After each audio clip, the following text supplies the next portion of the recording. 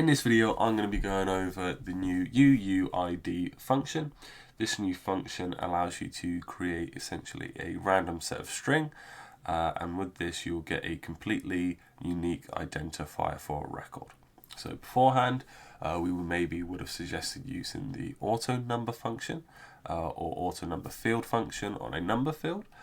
With this, it allows you to increase the number as records are created, and with that you can create a unique ID with a bit of string before it perhaps. But the issue with something like that is that because of the flexibility of that function and that feature, you could reset the number.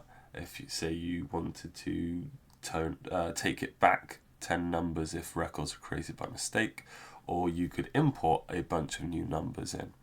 The issue with that is that you lose the ability of having a completely unique identifier.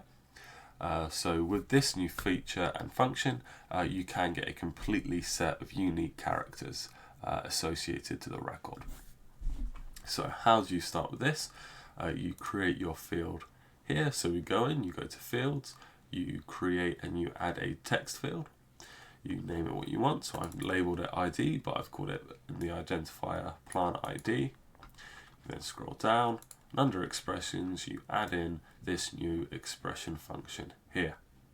Once that's done, just click save, add it to your template like I have here, and then publish your changes.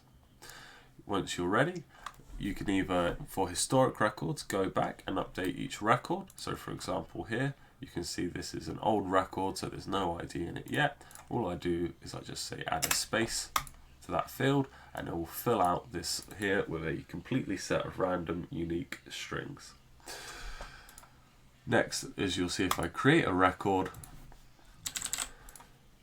it will also add in the ID here. If you have any questions about this feature, do let us know, and thanks for watching.